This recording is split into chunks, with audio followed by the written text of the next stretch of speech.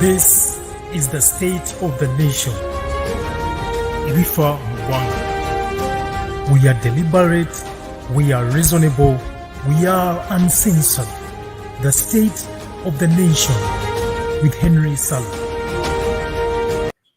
All right, guys. How are you doing? My name is Henry Ssali, and this is the state of the nation.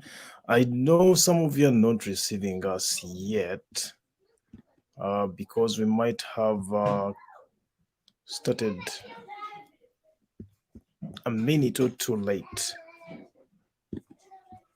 So, right now, if you want to see us, you're probably just on YouTube. Facebook has not given us the go live because we were 2 minutes late. But I hope you're able to catch us on YouTube and enjoy this conversation. Again, my name is Henry Ssali, and this is the state of the nation.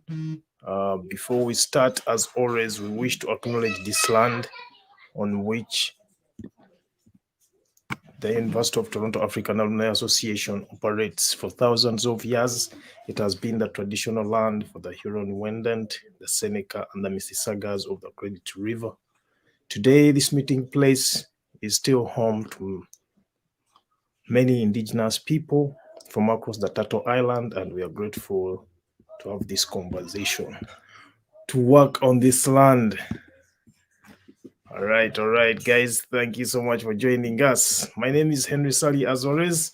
Of course, for those of you who have been following this conversation, there are so many things happening in the motherland, Uganda. A lot of you have been watching what was going on. We have had some sort of action, industrial action by the doctors in Uganda, most of whom are interns, so which means they are doctors in residence. All right, so why don't I invite my colleagues to join me? Mr. Martin Byakuleka, most of you already know him, as well as Dr.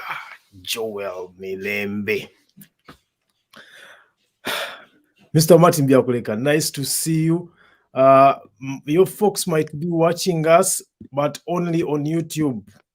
They're not going to be able to watch us on Facebook because I started the show 2 minutes later than what I scheduled it to start. In that case, it was not allowed to go live, even when I tried to edit the times. But we are live on YouTube. So people can actually watch us on YouTube if they have a link. All right. Richard Martin Byakuleka, why don't you introduce yourself and tell us why you are excited to be here? It's been a while since we last chatted. Nice to see you again. I can see you are still going strong and educating the nation. People are excited to have you here today. Yeah, thank you so much. Introduce yourself. Thank you so much. Once again, my name is Martin Byakuleka. I've been in this thing for quite a while, but even your child there is very happy to hear from us. I know. I'm actually visiting, so but we've been excited to be here. We've been in this thing for quite a while. I am a teacher.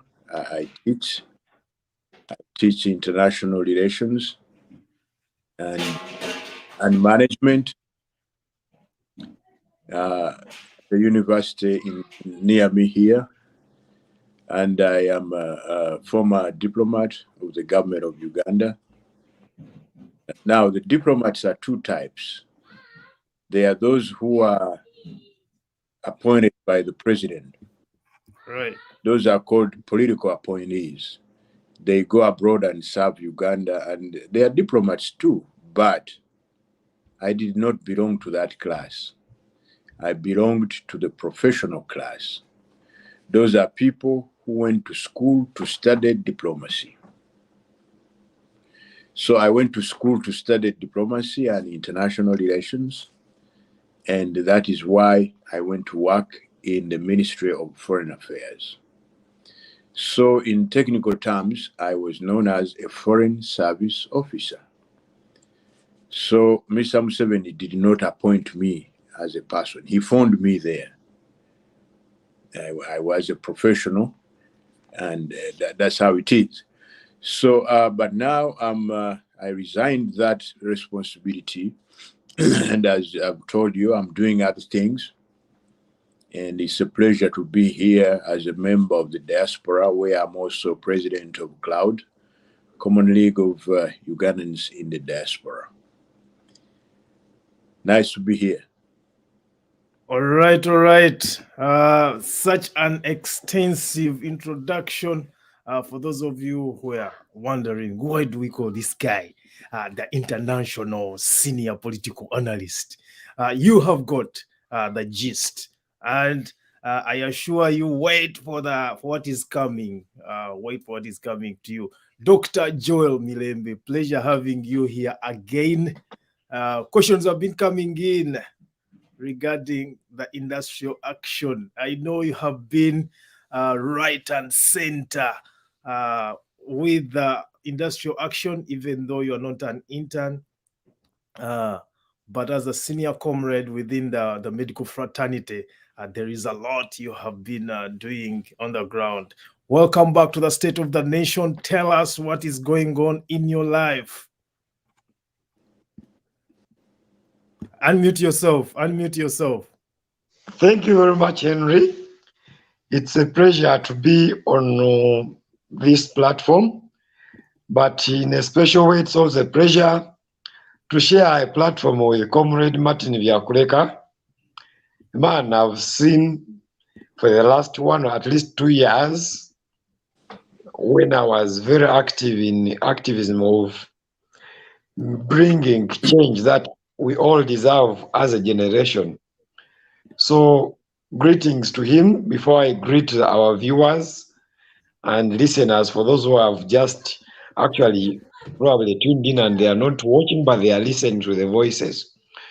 So my name is Mirembe Joel. I'm a medical doctor from Bara University of Science and Technology. I'm a Ugandan by indigenous kind of origin. All my great-great-grandmothers, grandfathers are Ugandan, and I'm a concerned Ugandan at that. I don't know how to introduce myself, what people are interested in, but I'll labor in 1 minute. I'm a former MP aspirant for Member of Parliament, Uganda. I am a leader at the Uganda Medical Association, and currently I'm the secretary for the Central Uganda branch of the association. Uganda Medical Association is just the national organization for all doctors in this country. I'm a former president of Federation for Uganda Medical Interns, and actually I'm the first president. Right. It's me who actually, during my time, it's me who started that platform. It's a registered organization with the Uganda Registration Bureau, Statistics Registration Bureau, and it is formerly representing the interns. It is actually the one which has taken the lead of what actually Henry has just mentioned, the industrial action. They declared the industrial action on 6th, and up to now it is still on till the leadership comes up to tell us otherwise. They have achieved something. So I am a humanitarian as well. I founded a small non-profit organization called the Party Committee Uganda. In brief, it is called TEC.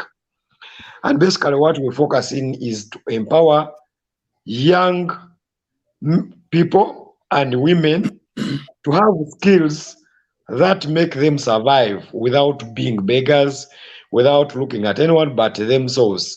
So what we basically give them is skill them, probably making crafts, then teach them financial literacy and many other things. We are looking out for several grants to see some. We teach them maybe tailoring. Then we want to make sure that we empower farmers. We look for markets because several of the farmers are farming in villages, but they don't have tomato farmers are making losses because they don't have where to sell their tomatoes and many other things.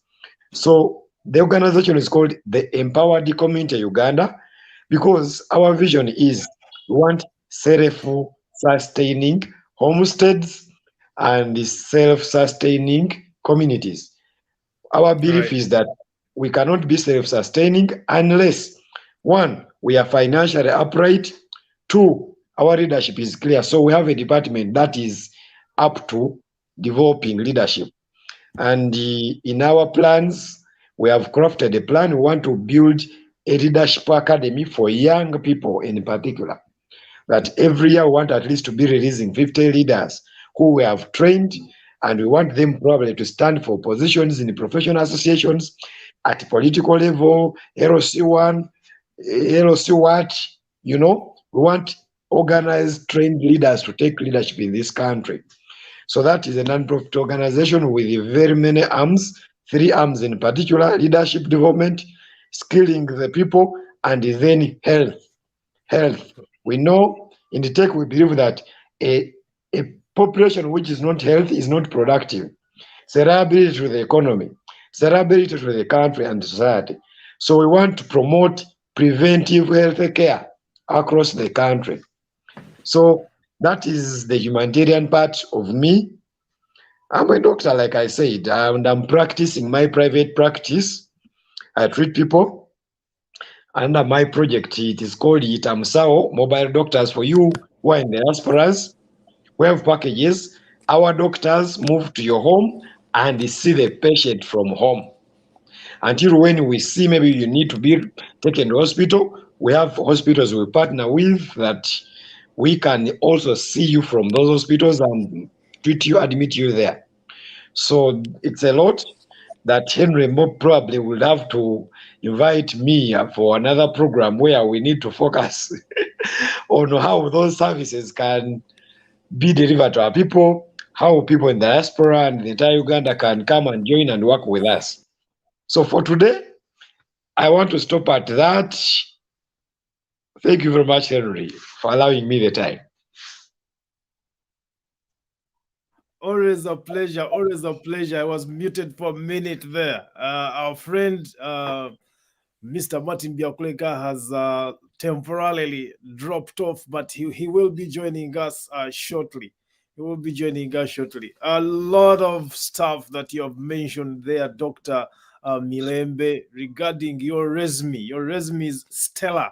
Of course, that doesn't come with easy job, an easy job. Of course, you're very hardworking, and many people have a lot of faith in you as the new or incoming leaders that are going to shape how our nation is governed. Dr. Mirembe, I'm going to come back to you before I go back to Mr. Byakuleka. Last time we had a conversation here regarding the medical or the medical interns or the doctors' action, industrial action.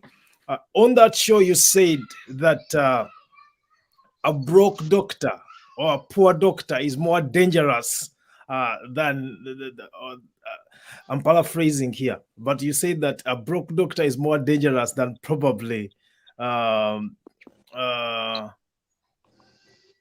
anything that people might deem dangerous.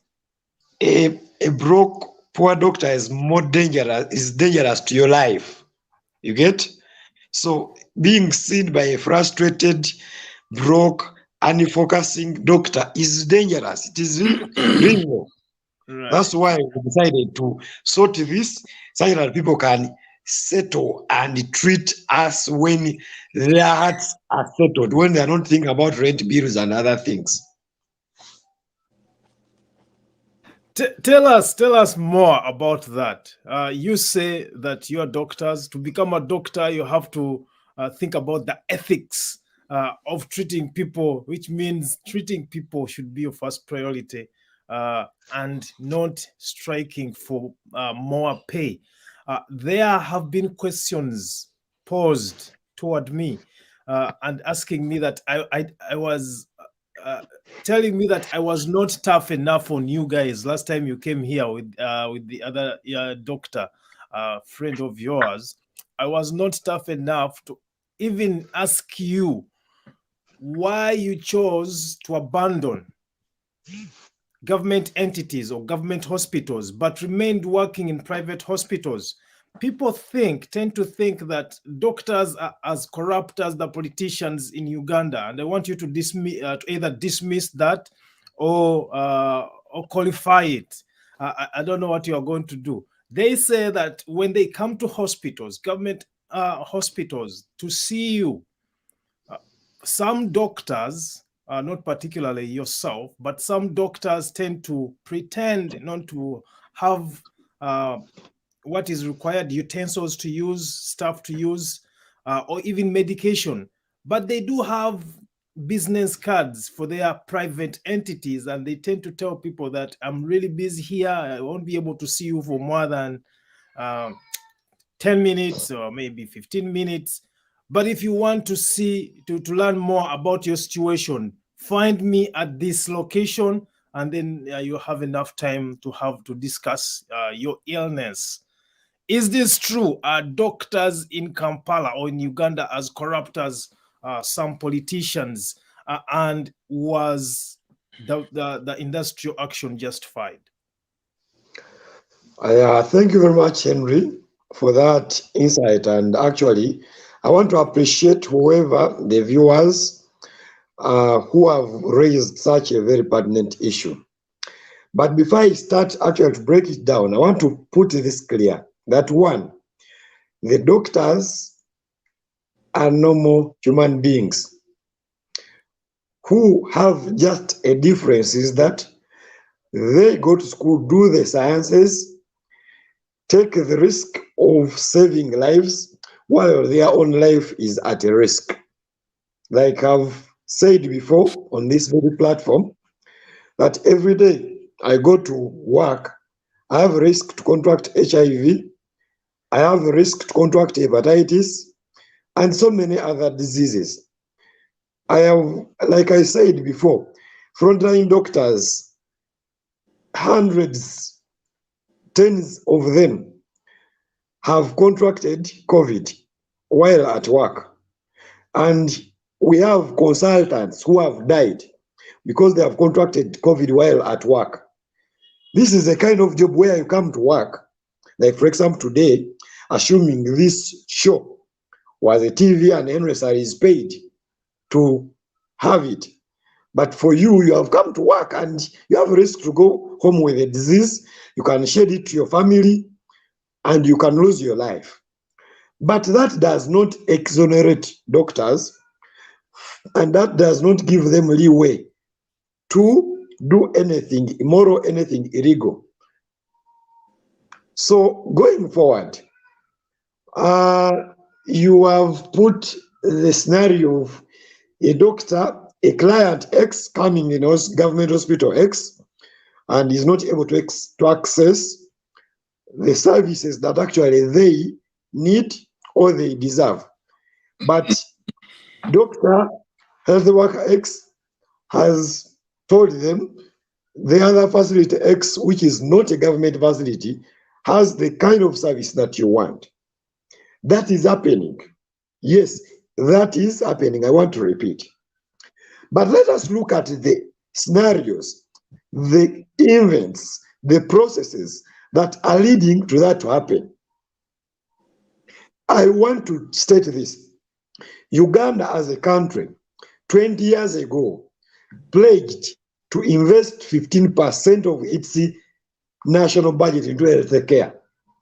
It has not at any one time invested even 8% of its budget into health care. So what happens? 18% only of the national budget is funded by the local taxpayers' money. It's funded by government of Uganda. over 40% by the United States, the UK, I mean the donor fund, and the other percentage, around 42, in fact 40, by out of pocket. That's what you're talking about. You go to a private provider of healthcare, you pay. You come to a government facility, there are always private wings in government facilities. You go to the private wing and pay. You come to the public, yes, I will use that maybe. That's what what can come out. The public wing of the government hospital, where you're not probably supposed to pay, but the drugs are not there. So they write for a list, Uganda buy.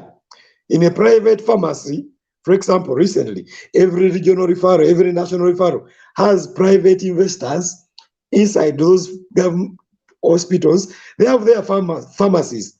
In Mulago National Referral, there is First Pharmacy, there is Eco Pharmacy. They are there in Chirudu, they are there in Kawempe, they are there in Imbarara, and all other government hospitals. So one, government has put environment to allow those few non-cultured individuals. Remember, I started by saying these are human beings. Right. And some of them can have vices, right? But majority of these practices are actually fueled, facilitated by government processes. One, government has not provided the drugs. Government ultrasound scans are not working. So what will happen? The doctors are human. They are going to send you to private facilities. Because doctors have not, there is no law that bars doctors from doing business. And private healthcare is a business where people pay rent, buy machines, pay doctors to work there, pay nurses, pay cleaners, pay water, pay electricity bills. The machines and everything used there, government taxes it a lot. You get? So that makes even the services in private care very expensive. You get? Right. So now, let Ugandans look at the root cause of the issue.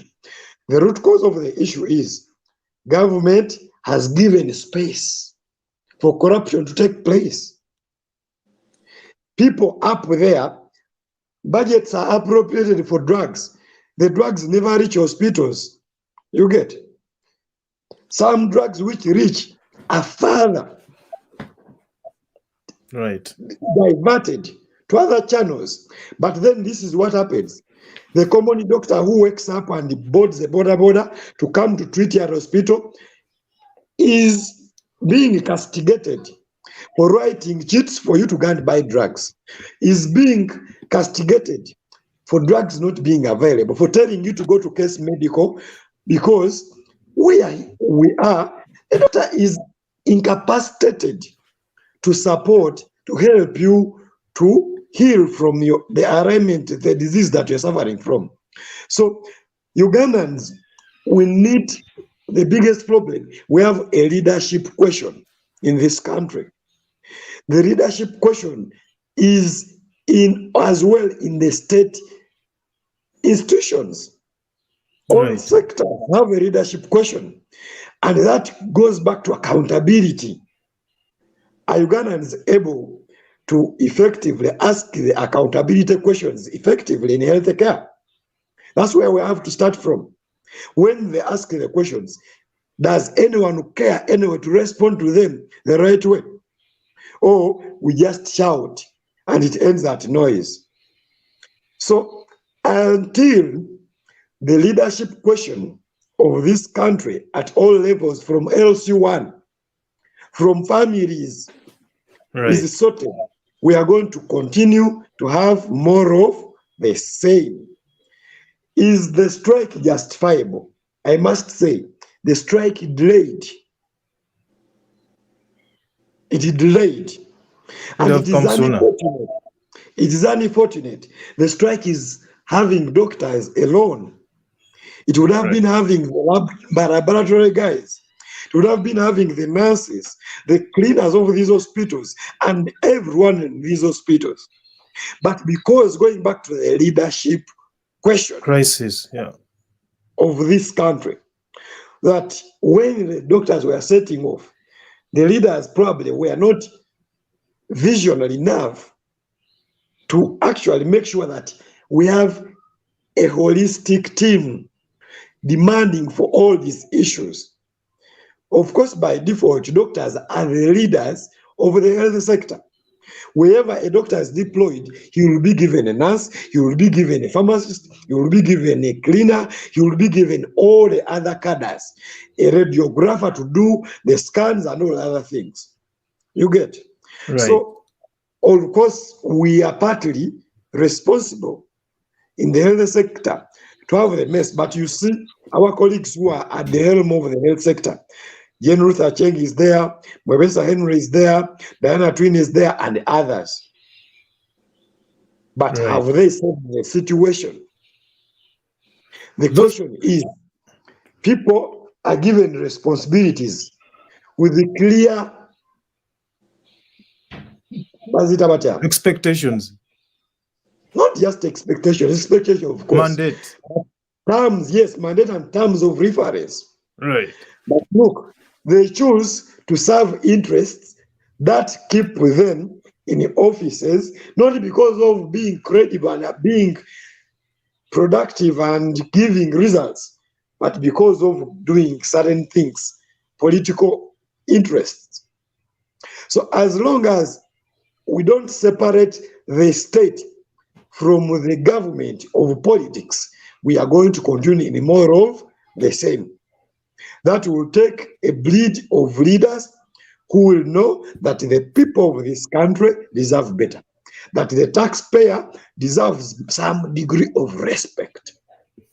Right. So today, I want to just not talk as a doctor.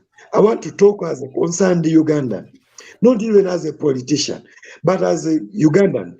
Let me tell you, Henry, my mother down there in Bukunge village, Maokota, where I come from, deserves better health care, because the money I make is not enough for me to pay her bills. I pay bills for my wife, I pay bills for my children, I pay bills for several other people who I take care of. This government, I pay taxes, Henry. I must tell you that every month I pay taxes of between 1.5 million to 2 million. You get? Right. That tax deserves to be spent the right way. So the health care question is, Uganda must get up and make leaders accountable. Ugandans. Until that is done, tetulina kyetwegamba nga bannayuganda. Mr. Martin Byakuleka, you have heard the context and the justification for the industrial action by the medical doctors in Uganda. Of course, he has tried to exonerate some of the doctors who may, in one way or another, redirect clients or patients from public entities or government entities to private entities where apparently some of the utensils or the items for use, for medical use, can be easily found. He also, in his submission, you may have to increase your studio volume. Oh yeah, increase my studio volume. Do you hear me better now? Is this better? Yeah, I'm hearing you. Okay, I hear you, but I don't know why my end is a bit low. Is it low? Oh, okay. Yeah. No, yeah. I don't know. I don't know why it's low. But do you get the gist? Dr. Mirembe has painted a very clear picture of the situation, the healthcare situation in Uganda. He tells us what happens at the forefront of medical care, at the front lines of medical care. In certain situations, doctors tend to actually redirect the clients or the patients to their private entities where they have bought items for medical use, that might be missing in government entities. He has also indicted some of the leaders within that realm, including Rutha Chen, Dr. Rutha Chen, who is in the Ministry of Health, and how they probably are serving their interests or political interests as opposed to their mandate or following their terms of references as doctors. What do you say to Mr. or to Dr. Mirembe? Yeah, I should hasten to say that. Rutha Chen, Jane Rutha Chen. Yeah. First of all, I want to thank my colleague, Dr. Mirembe, for painting a very vivid picture of the state of healthcare in Uganda. It is really despicable that doctors who perform a key service to Uganda should be mistreated by their own government. But again, everybody in Uganda is aware that this government, the government in power led by Mr. Museveni, is not interested in the people it leads. This government, this regime, captured the state of Uganda for its own private interests, not for public interest. And that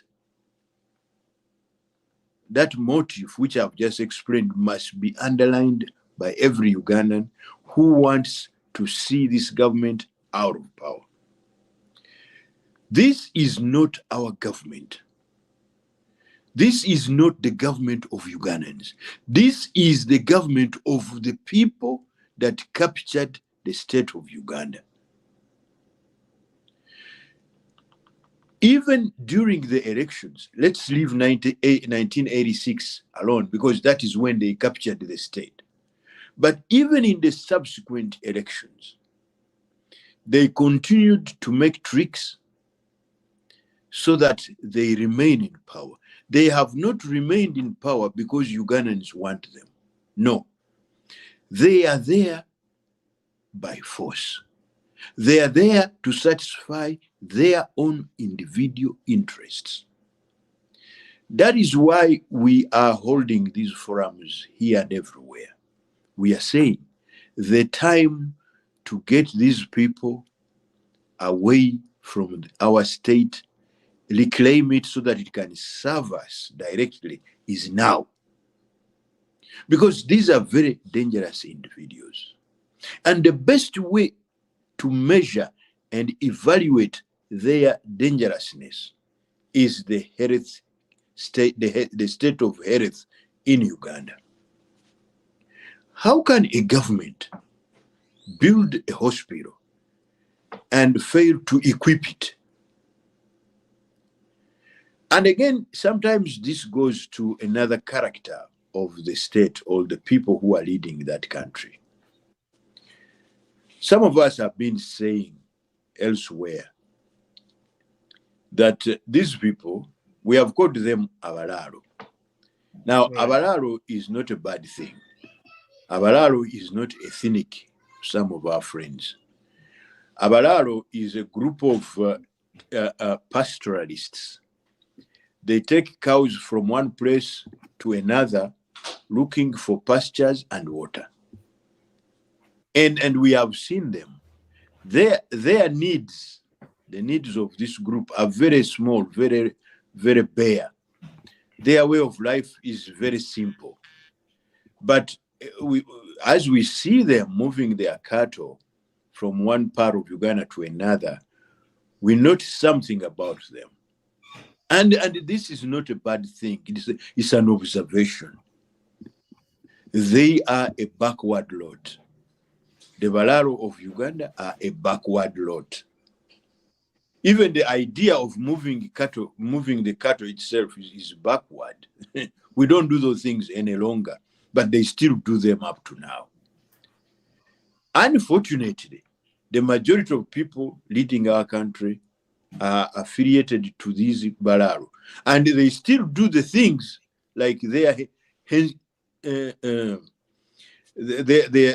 relatives do them. Now, if you bring the Bararu approach in government, which as I've characterized it is backward, this is what you're going to have. Because for a Mularo, a building of a hospital is a great thing. I built the hospital. It's a building. It's just a building. When he shows that to people, he thinks everybody is going to say he's a great guy. But in effect, and in tandem with the backwardness of pastoralism, the building has nothing in it. Dr. Mirembe has told you, you go in the public section of the hospital, and there's literally nothing, apart from beds maybe, and a mifariso. There's no medicine, there's nothing. Now, you're endangering the patient, you're also endangering the doctor. These people have no interest in the lives of Ugandans, apart from their own lives. This is the most important point that everybody should note. So, why do you have a government at the helm which is not interested in you? Right. It is therefore imperative. It is incumbent upon Ugandans that they throw out this kind of decadence. They throw out this group of people who are totally useless to Ugandans. Now, this issue of healthcare and the treatment of doctors, it has a historical perspective. In fact, in I think it was 1980 something, or Mr. Museveni, when he came to power, and his cadres, they showed a great deal of suspicion against Ugandan health workers. They said that these health workers are not politically conscious. Right. They disliked them a lot. In fact, when Museveni's daughter was going to give birth and she was airlifted to Germany and there was a public ruckus, Mr. Museveni came forward and said that the reason why he took his daughter to give birth in Germany was because he could not trust the Ugandan health workers because they were politically unconscious. They still dealt with the enemy. They could injure the revolution by injuring him or his relative. So, unfortunately, this hatred has been sustained until today. Why, if in 1989 you hated those guys, why are you hating them now? This hatred is unjustified. Right. So, we have seen this. It has played out before. It is still playing out now. But at the heart of it is because the president and his inner circle are not committed to the health of Ugandans. And I'll bring out another point. Mr. Museveni, for those who know him, is a gentleman who likes to be the foundation of life. Everybody's life, everybody's well-being should depend on him.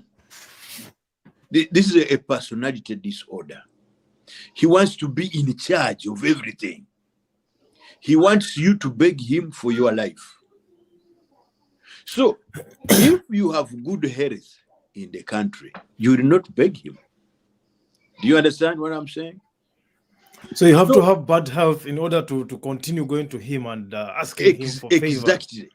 So what do you say? But what do you say about the leaders, Dr. Atwine, Mr. Henry Mwebesa, Dr. Jane Ruther Cheng, all these, at least for Dr. Cheng and Diana Atwine, these are medical doctors. They should understand the predicament their colleagues are in right now. They are in charge of the Ministry of Health. Why can't they facilitate government entities to ensure that they are very well stocked, but also that the doctors who work within these entities are well facilitated and comfortable to perform their duties? You see, I have read several political philosophies, but the socialist communist political theory postulates that when the leaders of the communists, or it postulates that an advanced form which is called imperialism, it postulates that when the imperialist is going to take over a foreign territory, the imperialist must make an alliance with people who are called compradors. The compradors are professionals who sell their souls in order to work with the invader, to facilitate the invasion. Dr. Atwine, Dr. Acheng, and those other, that group, Dr. are Mwasa. compradors who are facilitating Mr. Museveni to take over Uganda and work for his interests and perpetuate his intentions. So that group is very deadly. Indeed, that group is very, very deadly, because if it were not there, Museveni would not succeed in his intention of underdeveloping health so that he can remain the alpha and omega of health to all Ugandans, so that they can beg him to stay alive. Now, why are Ugandans begging Museveni to stay alive? Because of the facilitation by Acheng, Atwine, and others. That is why when authority changes and another government comes in power, it is very important that that group is totally obliterated. That is a group which does not even deserve to be in Chitalia. No. It deserves to be hanged immediately, because that is the major group against Uganda. There's a lot that you have talked about in your submission. Of course, all these conversations, their ideas, we interrogate all ideas. The platform does not necessarily completely represent all the ideas shared here. Dr. Mirembe, your thoughts regarding Mr. Byakuleka's ideas, and specifically how the leadership crisis has affected how the healthcare operates in Uganda. Do you want to respond to Mr. Byakuleka? Yeah, thank you very much, Henry. I respect and appreciate the submission from a senior citizen, Martin Byakuleka, and a lot of what he has said is true. You realize that at some point, some people thought when doctors are in charge of Ministry of Health, things will change. But I want to let you know that is an important step. And of course, indeed, a country blessed with the technocrats like us in Uganda, doctors should be in charge of Ministry of Health. Teachers should be in charge of education. Engineers should be in charge of the minerals and the roads and all other things, national housing and the like. Of course, we see a doctor who has never studied anything in ICT is the one heading the Ministry of ICT and other things. But that is a story for another day. What I wanted to communicate is this. When I was president of Medical Interns, that is Fumi. He was president first, then I and the team wrote a constitution, registered Fumi, and it became the official organization and platform for medical interns. I had a chance for a direct communication with him, Mr. Called him Genome 7. And that was in a meeting where several stakeholders were present. Leadership of doctors from all fronts. And I was the first person to address him on these issues, actually, of welfare, which we are sorting now. And that was 2018. But the touching story that I remember, amongst all other presentations, was one by the one Dr. Baterana Vyarugaba, the director of Mulago National Referral Hospital. I was then working as an intern doctor in Mulago National Referral Hospital. I want to let you know, the man lied 99% of his submission before the president. Yet this was a meeting for Mr. Museveni actually to listen to the real issues of the health care. You get? Yeah. But the man presented, Mulago was painted like it's a hospital X in the US where the top politicians, top leaders of this country spend our money when they are going for the top-notch surgeries, treatment, high class. Mulago had everything. Mulago had never lacked drugs. Mulago had never lacked diagnostics like simple CBC, malaria diagnostics, simple, but whatever I was saying was the opposite.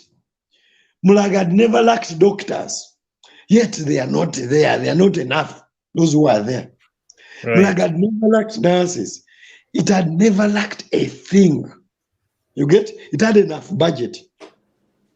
It was renovated and completed. Yet this is a hospital which has spent over 36 billion. Money, over 3 times what built it on renovation. Up to now, it has never been finished to be renovated.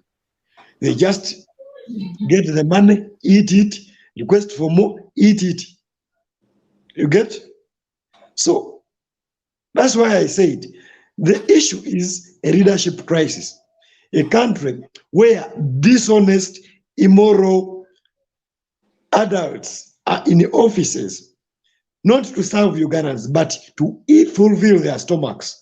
They have officially changed the motto of this country from "For God and my country" to "For God and my stomach, my family, my tribesman." Right. The most painful part is that as they fill their stomachs, and a few of their tribesmen, several of their tribesmen are suffering as well, because they satisfy their families around them. So what I'm trying to say is very simple, and it is very important. Ugandans in the diaspora have done their part. Politicians here, those who call themselves an opposition, many of them are not doing their part. They are just doing stunts of PR. Ugandans have gotten to wake up, examine these people, and we do things by ourselves. We get ourselves the right leaders in space to serve us. We need servant leaders. Several of the leaders currently in the current government have told us publicly that they are not our servants. They have their personal ambitions that they are going to fulfill. And the Ugandans are there saying, Barete Dagala, Wapi. Henry, let me tell you, according to the national, you see, Uganda is a country with a very good paperwork. Very good. High-notch paperwork, policies, very good policies, very good laws, but they are never implemented. For example, National Development Plan says every constituency in this country is supposed to have a health center for. Currently, that's where a doctor is supposed to be at least at least 3 doctors are supposed to be at a center for. But to me, I come from Byakuleka South. I've never seen a center for there. I am a doctor. This government has refused to empower me to go and serve my people in Byakuleka. I would on any day want to go and provide services as a doctor in Byakuleka South. You get? That's where I come from. Those are the people whose mangoes I ate. Those are the people who educated me. I would want to go back. But when I go back, where am I going to work? There is no facility that is government owned where I can put my services. When I lobby and set up my center, my people are too poor to afford the health care. You get? I would have to give services. And in that hospital, or health center will collapse. In just, which will collapse. Because everyone will say, for you, a humanitarian, they want free services. But if this government empowered me to set up the hospital, to go there and work and give them the service, fight the corruption that you have just talked about when you are introducing the program. Because I'm a social justice activist, health equity activist. I don't like corruption. It is something that has eaten up everything that any Ugandan have. So, as we continue to discuss, the leadership question must be answered. That will sort corruption. When the corruption is sorted, education will flourish, our culture will flourish, healthcare will flourish, the economy will flourish, and we shall all say we are proud Ugandans. Currently, when someone said that there is leader X in this government who wants to be controlling everyone and every life of everyone, those are the syndromes that we need to do away with. We need to do away with those syndromes. We need to start syndromes of true nationalism. Nationalism should not be taught. People should see leaders doing the right thing and they love them and they love their country. But where we are, people are even having a budget to teach people how to love their country. How are we going to love this country? When we go to government institutions, we have to pay to get jobs. Let me tell you, Henry, currently, I am a doctor. In Impiji, they advertised positions of being a doctor in one of the hospitals, which is very distant, which is not in my constituency anyway. But my friend, to get the job, I made my investigations and I was told I have to cough over 10 million. I said, I'm going to serve people. I have to cough money. So I have to pay to get a job to serve my people. These are things, almost a few people get jobs when they have not paid. Which country is this? Which country is this? You get COVID jobs, several people paid money to get the jobs. Which country is this? It's a good question. That's a very good question. Which country is this? Of course, the right and center is the notion of a leadership crisis in Uganda. If we do have a leadership crisis in healthcare, I'm going to assume that we do have a leadership crisis in the education sector. And of course, all these happen because of the crumbling political system in Uganda. But how can we rectify the issue of a leadership crisis in Uganda when even the people we do have as our leaders, even in opposition, seem to not understand this? For example, I'm going to play a simple clip from Mr. Romushana, who was indicting the opposition for having kept quiet regarding a management bill that was recently passed without them making any kind of noise that could have informed Ugandans of what was happening. Before you play the video, right? I want to just put this clear. This government has always accused health workers that some people are not working. The question is, who is supposed to supervise those who are not working? And people pay to supervise them. Probably the supervisors first are not working. Right. And when the people they supervise also don't work sometimes. But let us look. Only 40% of the doctors who are supposed to be in government hospitals, posts are filled. 60% vacancies are empty. You get? Right. Recently, Uganda Medical Association made a survey. 60% this government, and it's one of the reasons why doctors went on strike. The other reason was people who have been given those jobs have gone back to school. They have done their books. They have not been promoted. They have been, you know, when you are in P1, you should be treated like you're in P1. When you're in P7, there are certain things you are expected of. You get? So if this government has 60% of vacancies empty for doctors in public facilities, then it accuses those who are there for not working. The issue is people work 1 day, day 2, day 3. They are too tired to work the 4th day. They are going to make mistakes. They leave for the good of the patient still. Because if I make a mistake, you will die. I better not be there. I better not be the criminal of that mistake. But also, you journalists and several people have said, you signed an oath to save lives. My friend, I want to make this clear. The missionaries were here in Uganda decades ago. They pretended to be giving free services, yet they took away our sovereignty. They took away our goods, our resources. They took away our independence, which we are still struggling to get back. Right. So it was not free. Free things are very dangerous. So no one should expect that doctors are going to work for free. Okay? Right. That is very clear. These are people who studied under very hard circumstances. Their parents paid money, a lot of it. You get?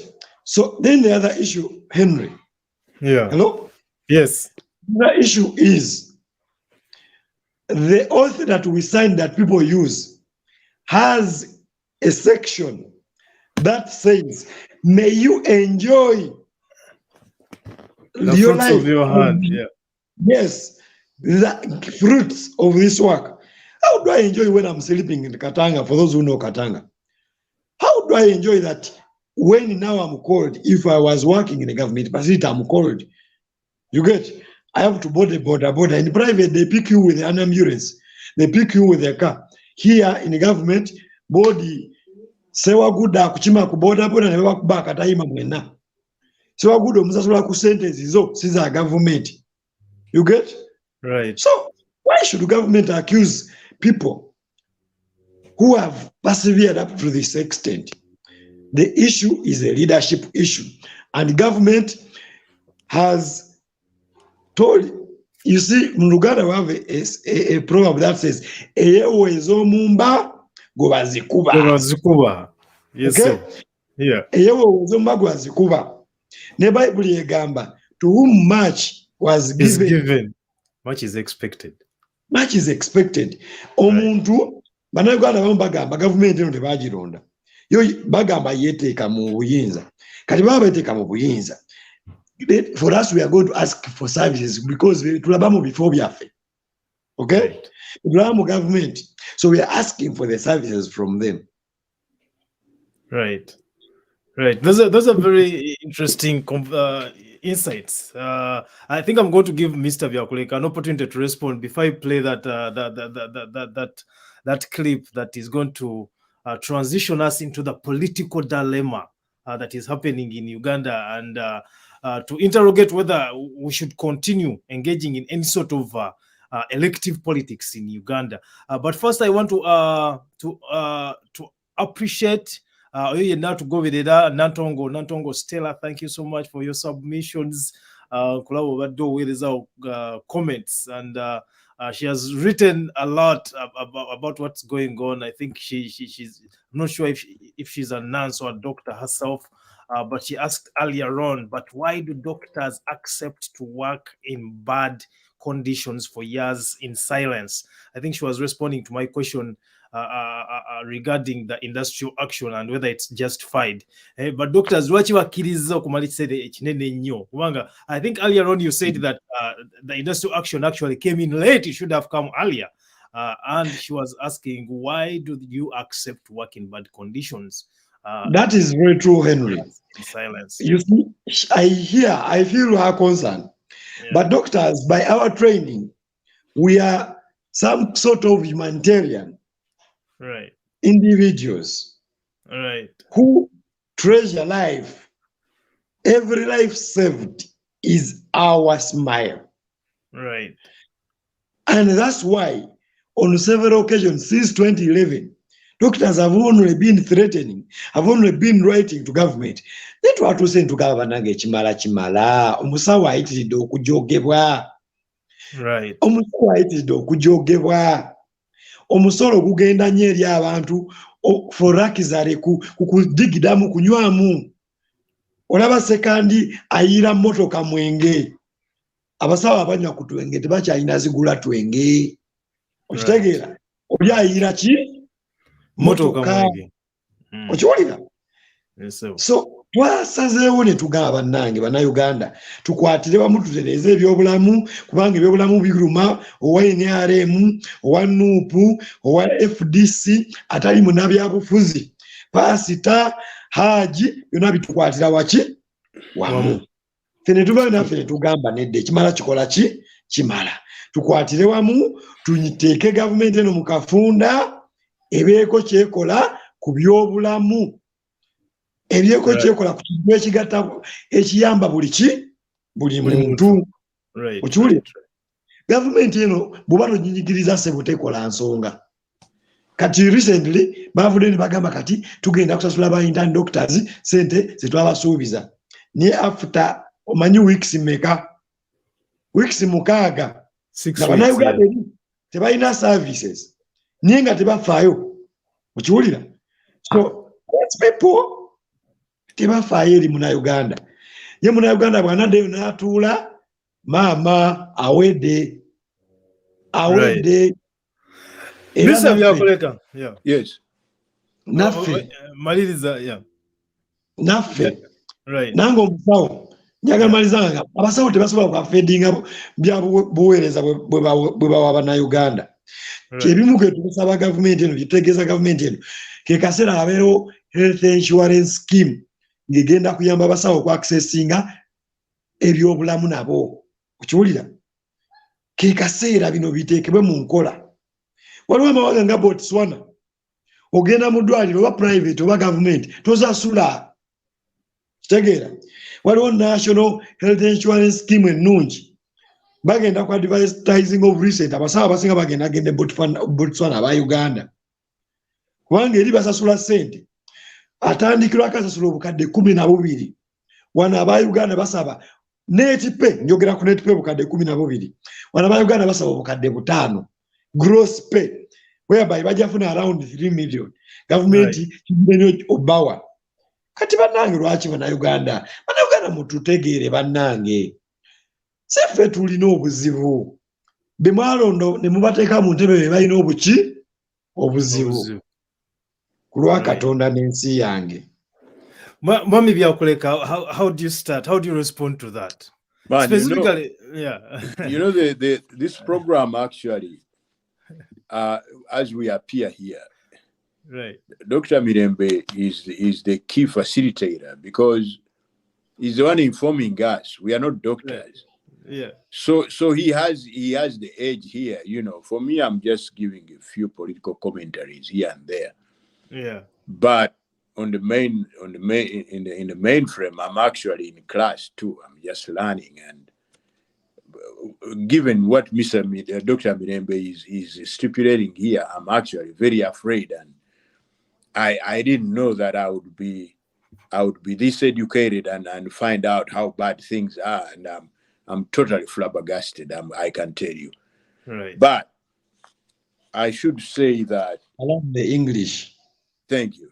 I should say that what Dr. Mirembe has just vividly painted once again is an example or a painting of what Uganda is and the kind of leadership crisis that we are experiencing.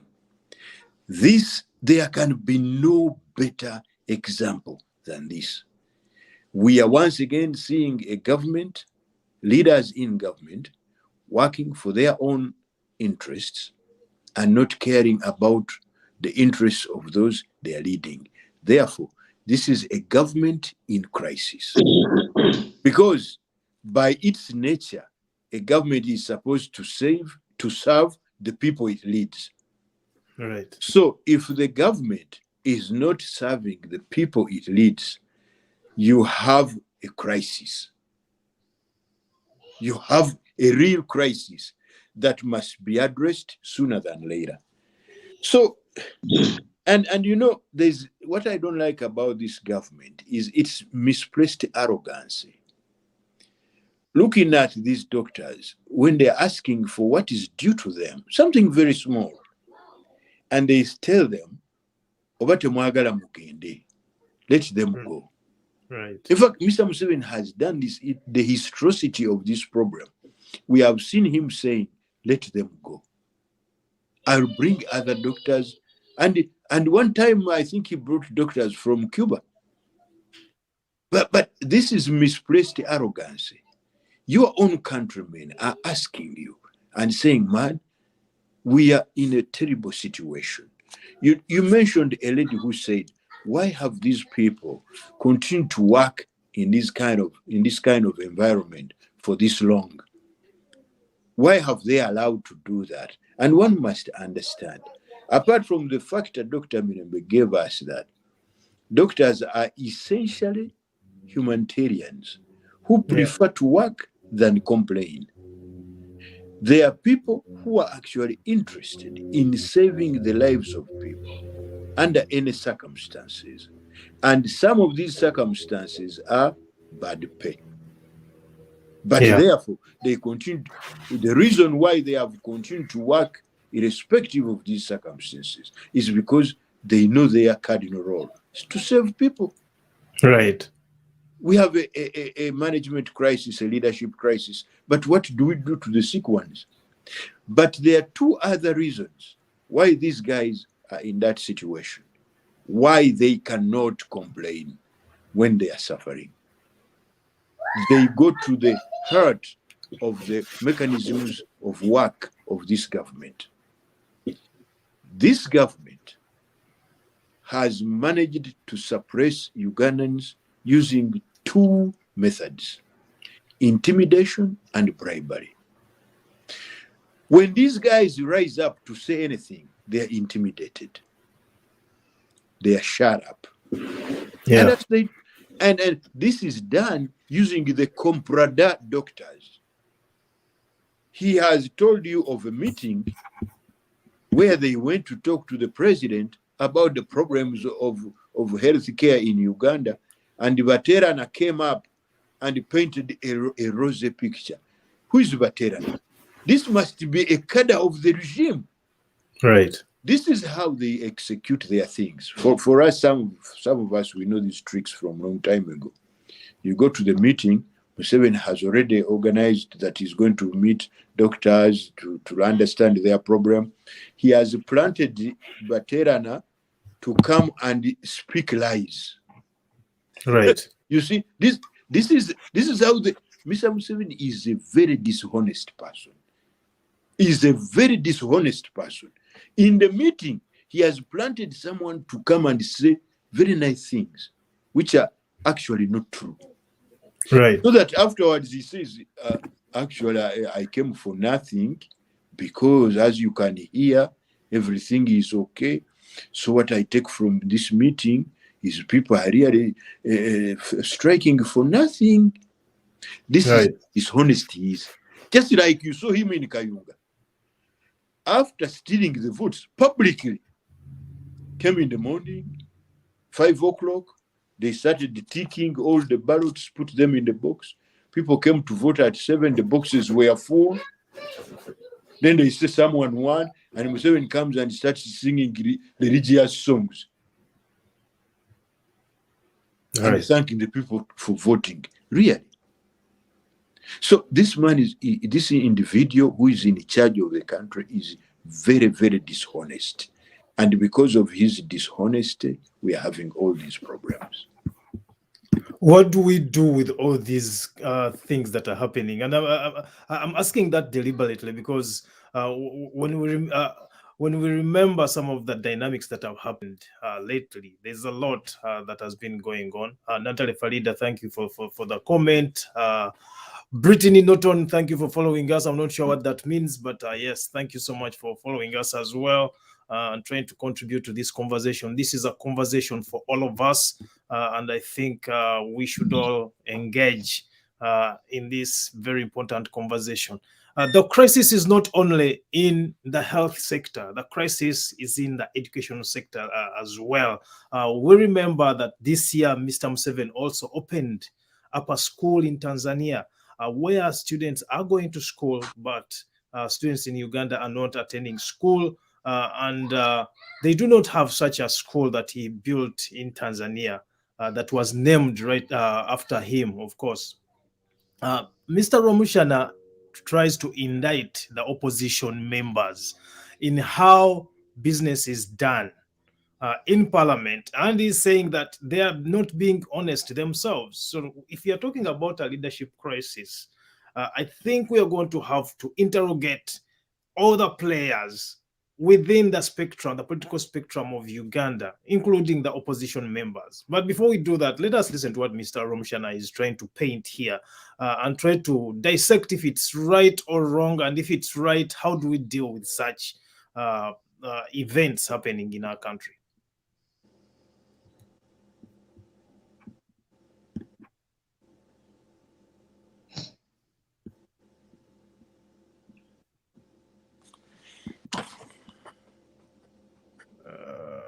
I don't know. Do you see anything? No?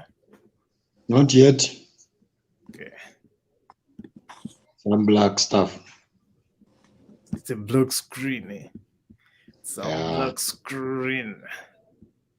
Okay, I don't know why it's not working yet, but I'm yeah, but again, as you look for that, I would like to tell you, as you look for that video, right? I think Romushana is getting the context quite wrongly, right? Because the context is you have a domestic constituency. The whole of Uganda is a domestic constituency, right? Which is being controlled by Museveni. The whole domestic constituency is suffocated and subjugated by Mr. Museveni. Right. Whatever happens by the actors within that constitution, right, must be to the extent that Museveni allows them. Yeah. If he doesn't allow them, they can't do anything. But I think that's exactly what he's trying to tell us. Yeah. Once they exceed what he has allowed them, he clamps down on them. Museveni allows you to act in accordance to his interest. Right. For example, he wants the foreign partners to know that there is democracy in Uganda. People are campaigning. So Nyanzi will come, Ruvongoya will come, they will campaign. Then he says, Temuchi Susa. Because he doesn't want you to win. He wants you to show the world that there is democracy. The constitution is what? Campaigning. Now, if you say, Honorable Kyagulanyi come and campaign, he says, Muzijeko lugezigezi. Eyo gundi sije nabagambye. That's not the level. Chiri chimala. Echa Kyagulanyi si kyagala. That I don't like. You get it? So but I think Romushana's allows you. Right. Yeah, but that's exactly, I think, Romushana's premise for his argument. And he's saying that we have people in the leadership opposition leadership who think that, who still believe in the elective politics in Uganda, who think that elections do work, and they think that mobilizing people and getting them to the to the polls will win them power. But they do not want to acknowledge that that is not the case unless Museveni actually wants it to happen. And this is what he says. I think you should listen to him and then make a better assessment of what he's saying. If Mr. Museveni wanted to have Kayunga, he would have it. Because you see, your assumption is that we are a democracy. We are not. Actually, I'm against that pretense of letting them have it. Why you say, no, they lost to Uganda. Museveni losing Uganda. If he didn't want to lose it, he wouldn't lose it. I know what we go through in Western Uganda. More especially grounds where is deeply interested. It's terrible. So if they decide to do it their way, they will do it. But because you are one of them, this Kyagulanyi gang, they are one with Museveni, he craves for their legitimacy and will therefore give them some ground and they share. You see, you had introduced a very, very important topic here, but we didn't discuss it deeply. The amendment of the public finance management, which is now an act. Yes, yes, they are passed. Yes, and it related to the oil and gas law. Yes, because they amended the two. Now I have it on good authority. The whole of the Kyagulanyi gang was bribed, given the money, not to make it controversial, to make the debate controversial. I beg your pardon? Yes. Are you saying the National Unity Platform was bribed? Absolutely. Not to cause any controversy Yes. with the passing of this bill? Yes. Which is now That's the law. why it has passed calmly. It's not been brought into the realm of public debate. Even when they had capacity to raise hell, because they have the numbers to stand and force counting in the lobby, the media would have picked it from that stage. But they did not. Why? Because they ate. Unless I have a win. Now, this Kayunga case of Chairman LC5 is secondary. The other one is critical. All right. How do you respond to that? That is correct. And that's what I was explaining about the domestic political constituents that is subjugated and controlled. Within that constituents, you can never do anything against Museveni. You see, in your house, you have children, you have your wife, you have other people. When they are in your house, they do as you wish. Right. They cannot do as they wish. Because if they you can throw them out. You understand what I'm saying? So there can be no hope for redemption from the internal political constituency, because that constituency is constipated. The main hope is outside that constituency. The external constituency is the one which has hope for change. However, as things always are, waberawo emiwatwa emitonotono, some pockets, Right. where you say we have our activists internally there. They have no voice, but they can act if there is something to be done.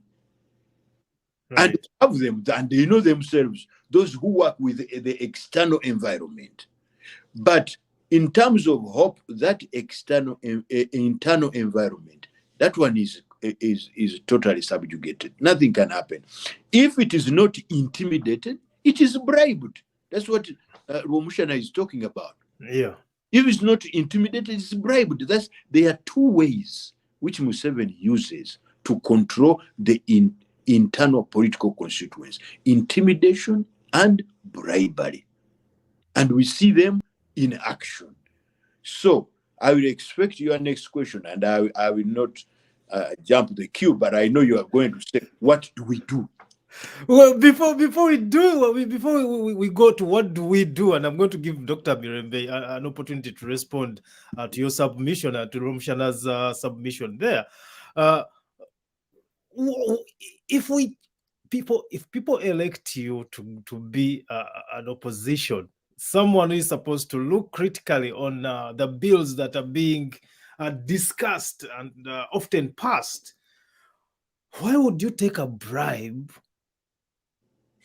to keep quiet when you are a legislator? So before we think about how do we respond to this, how we need to interrogate the behavior of our political activists. This is the reason why Dr. Mirembe was talking a lot about the leadership crisis in the country. It is not just in the healthcare system, it is everywhere. It is even in the opposition. So how do we respond to their behavior before we think about what to do next? Dr. Mirembe. Henry, you see, it's a laughable, very sad story.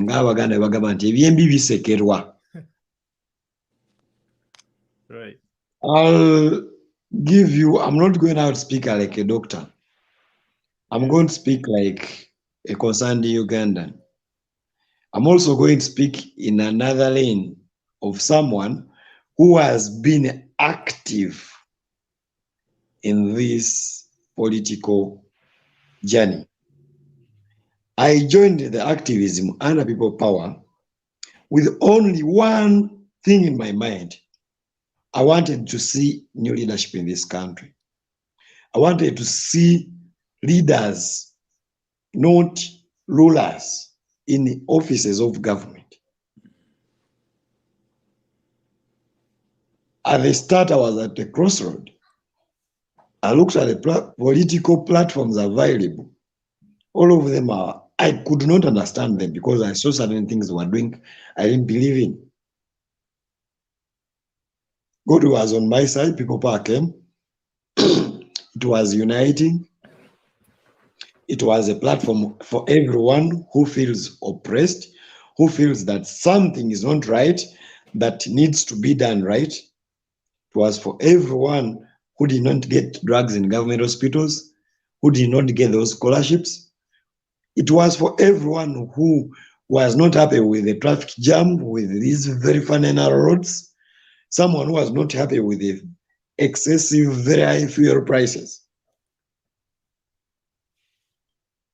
So I was comfortable in that formation. We did what we did, which I'm not going to recap. But at some point, I met almost everyone around. I got an opportunity to hear, sometimes to work with, sometimes to just observe senior politicians do things, right things, some of them very wrong things, very disgusting. I'm talking about politicians in opposition. When I was running as a member of parliament in Mawakota South, Henry, I can confirm authoritatively with fear from God that people who came to bribe me to go out of the race and live for NRM candidates were opposition strongmen being used by the NRM. Right. That's direct. If they are not programmed, they know themselves. Right. That's one. So over time, I observed and I continue to observe the behavior of our opposition politicians. Comrade Martin Richard, where he is not able to get this first-hand experience with our opposition politicians. But let us look at the post-election, voting the speaker. Opposition is meant, those ones who, let me not use the word opposition, I even hate the word. Those who stand, those who believe to stand for the common person, who claim to stand for the common person. Literally, they are meant to build solidarity, to be trusted by the common person, but at the same time, to be trusted by those who are not common people. But look, when it came to voting the speaker, their solidarity was with Rebecca Kadaga, a known serious cadre of the establishment, who even prided herself in removing the age limit, the only cap that we had, to peacefully retire General Museveni to Rachtura. I'm a member of NUP. Yes, I'm a member of NUP. I'm one of the members who received the first 30 cards of NUP. By the time NUP came, I never wanted to associate with a party, but it was a party which had come from a political formation I belonged to. I trusted my leaders. I agreed. I followed in. But it was saddening for me to see NUP MPs jubilating to support Kadaga. The only MP of Jema was supporting Kadaga. We come from the same Busoga region, so we are supporting Kadaga. Someone we know is going to sell the country more. Okay? So these people are very dishonest, for starters. Henry, if I decided to really speak out what happened in my election and how it went where it went, it was the opposition people. Museveni and his team contributed, but we could defeat Museveni. Okay? We could defeat Museveni, but there is a lot of hypocrisy. There is a lot of double standard among the opposition people, yet they claim to fight being double standard. They want to come to the cameras and say we want to be united. When they leave the cameras, they work against that unity. I want to let the common people know this, that the opposition people work against unity when they are off cameras. You get? When they come on camera, they say, we want to get united. Wapi!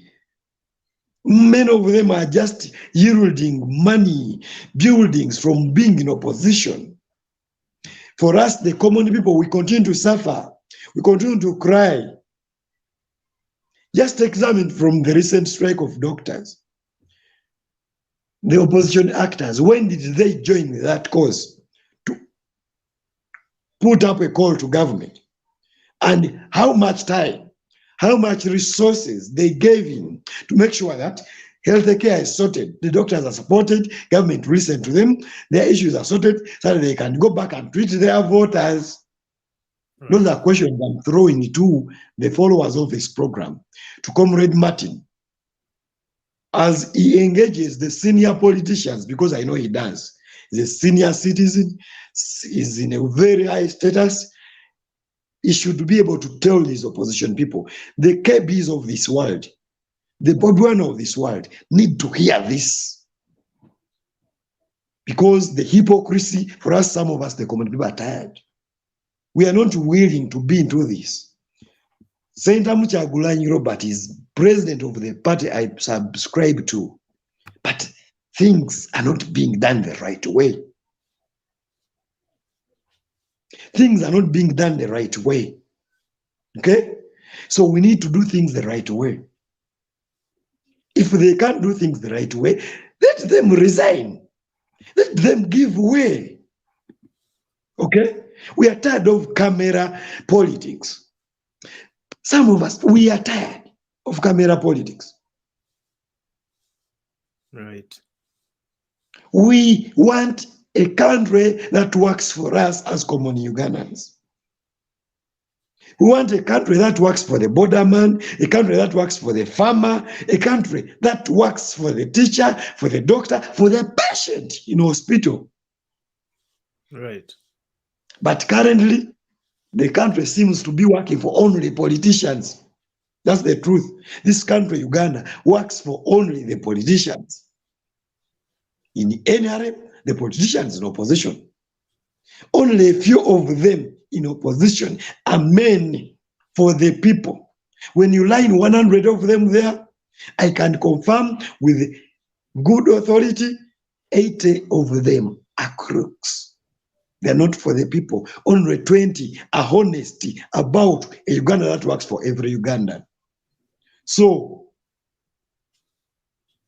I speak this information to make sure the common people know. The NRM is 100% rotten, dead, deserves no space to lead us. But then these people in this side also, many of them want the camera alone. Right. Okay? They want the camera. They cannot speak. They cannot, okay, should I use they can't speak? They cannot act for the people. For us Ugandans, what we want is we want a good government. We want a government that will give us services of buweereza. Twagala buweereza mu ssente zaffe ez'omusozi ze tusasula. Niye tunaabugyawa nga ne betwesiga bali mu byabwe. Right. Before I never wanted to comment about Kayunga, because I don't want to amplify General Museveni's messages. But the man was putting up a message, the election, you can't touch me. But Right. the question is, did the opposition organize enough? Did they organize enough? Was there collaboration amongst them? Or they were fighting themselves internally? They were fighting themselves off camera and they were telling people they are united. That's the reality. You get? So some of us, Henry, let me tell you, are quiet, not because we don't want to participate, but we are hurting the fact that we are driving agendas that are not national of recent. Yet we want to drive national agendas. Right. Let me tell you, men in the 80s left university, left their jobs, went to the bush, got this country and ruled it for about 4 years, trying to put things right. They got greedy with power. Those who were around, the greedy people did not that were greedy. Before they knew, they had been hoodwinked. They could not reverse the trajectory. You get? Right. So we don't want to go back into the same lane. That's why some of us will easily stop our participation. Right. Because we don't want to be fooled again. So what I'm trying to put across, I want to send a message to the opposition of this country. You are not doing enough. You are doing a lot of PR. You are overcrying. You are over-lamenting. The struggle is not for lamenters, not for crybabies. The struggle is for organizers. The struggle is for honest people who get resources and put it the right use. Because this country local has people, even some who are in interim, who want a change of government. But where are they going to put their resources? Right. Okay? When people are building buildings in their money. When people, I don't want to speak a lot, but Ugandans, be vigilant, see what people are doing. We need a clear restart of a conversation about the leadership crisis of this country. Not just a conversation, but an action-packed conversation. We come up with a real front that is going to get us into power. And when I say us, I mean the common people. We are powerless. Constitution is no longer working. Okay, let me ask a question. Okay, when we win an LC3 position, so what? Right. Or LC5. Or LC5, so what? Yeah. So what? We need to bring table. My friend, I have a friend, Henry. I call him a brother. Sejemba Martin. Right. Is the chairperson, PG District, LC5 chairperson, PG District. This is the person, at least At least I started with activism. I went to his place. I told him, man, we go. Right. We started going. First time we went to the field to mobilize people to join people power. We went in a taxi. We used to board taxis to go and mobilize. Let me tell you, Henry, I was a doctor. He was a geologist from Makerere University. We were boarding taxis to go and mobilize people to join people power. We mobilized them. One time we met boys from Bunjako. One of them is called Isubuga. We kept spreading the gospel. We didn't have any intentions then. He didn't want to be chairperson. I didn't have any intentions to be MP. Okay? Right. Yeah. So Martin now is the chairperson in PG District LC5. And that was because those powers which be in the opposition didn't have interest in that position. Right. Okay? Right. So they were able to allow us to get that. But when we got it, Martin, 3 days ago, he wrote letters I forwarded to you actually, Ssali. I don't know whether you can even retrieve them. What were they saying? He's in office, but the establishment has taken out all the resources from him. So he cannot serve us, his people, who come from Mpiji. They have taken away the fuel, they have taken away the allowances to his staff, they have taken away everything. The man is trouble. The people think he's going to serve them. But the people give to the central government taxes. The taxes have been taken away from Martin.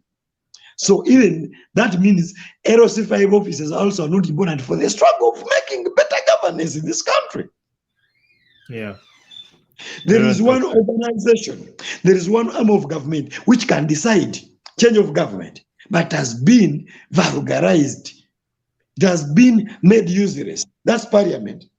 I made a case to my leaders at People Power. Why can't we focus and get our own people? And we get majority of Parliament, because Parliament level elections are easier to win, because my formation had chosen an election path. Okay? So as a person, member of a formation, usually in a democracy, majority decision should be respected. And you don't only respect it, you work towards fulfilling it. So we decided to go for election path.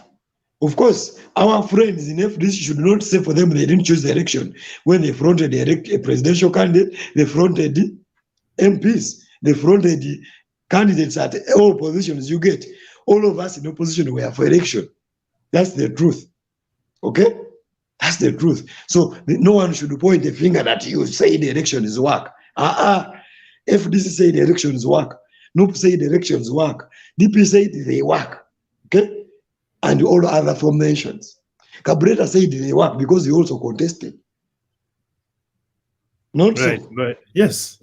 So by default, they kind of agreed to participate in a sham selection system. You can't say you participated and you said you knew it doesn't work. Why were you participating? But going forward, back to the Chairman LC5 issue. Right. Chairman LC5 issue. My friend Martin cannot serve us because the junta regime, he knows he's a true man. Okay? The others, LC5 are serving because they have chosen to collaborate. Martin has refused to collaborate. Okay? That's why they are taking away everything from him to make sure he collaborates. Okay? Now, Inup MPs collaborated with Kadak. That was blasphemy. For me who believes in the Bible. Blasphemy. Right. Blasphemy. Is it blasphemy? You say I'm not an Englishman. Yes. I'm born in the village. I didn't do kindergarten. I should say, I don't want to speak a lot of good English because that would be credit to the colonial masters. I don't want to feel that they have colonized me. I speak very good English. So I always like mixing it with Uganda. One of these days I want to learn Acholi. I want to learn a lot of Makole, so that I can also feel proud on them when I'm mixing Runyankore, mixing Swahili in their language. Right, right. I'm You get? smiling, but I'm only smiling because everything you are saying is actually very heartbreaking.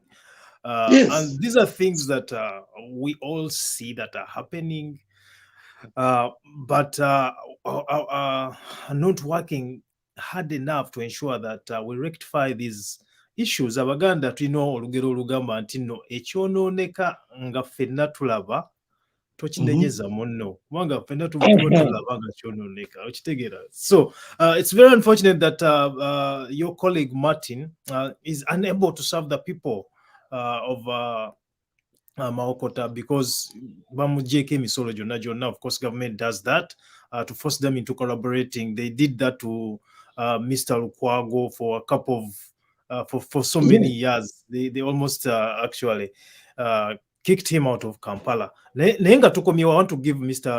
Byakuleka an opportunity to respond. Let me finalize. Let me finalize on the parliament issue. Right. I was still saying that parliament, if we could get 50% of the parliament, it could be a very big starting point. Okay? Right. Which we had an opportunity, which probably we no longer have, I think. I don't think we do have that opportunity anymore. That issue, people just kept fighting themselves. If this was fighting, Nup was fighting Nup. They refused to unite, yet they kept telling us they were uniting. Now, this is what happened. When some FDC candidate could come and give some money from, for example, Nup, that one they could collaborate with them. When a Nup candidate could give some FDC officers some money, then they could collaborate. You see that kind of nonsense? Corruption. You get? Yeah. Dishonest, double-sided, double standard, I mean. So this kind of nonsense is what has been happening. And for us, bantu bawansi, tulimbiddwa ekimala, tusaba, twegayiridde, wabaga tufukamira abakulu, omuntu wawansi akooye, omuntu wawansi ayagala gavumenti emukolera, abakulu bakwatagane mu bya ddala, si mu bya kamera. Bwemala okwatagana mu bya kamera, okay? Then awo tugenda kufuna obukulembeze obukolera buli munnayuganda. Njogeranga concerned Ugandan. Right. Muwulidde omukulu ayogeranga concerned Uganda. Naye nga bwe tukomawo ngenda kusoma about there's a few comments from participants online. I'll be reading them to you, and then I'll give Mr. Byakuleka an opportunity to respond. This is the state of the nation. Rifa Mwanga. We are deliberate, we are reasonable, we are uncensored. The state of the nation with Henry Ssali.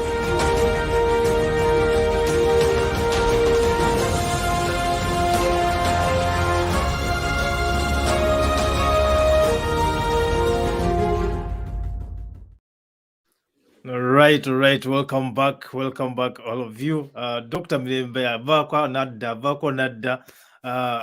Byayogera biri very, very, very critical to this conversation.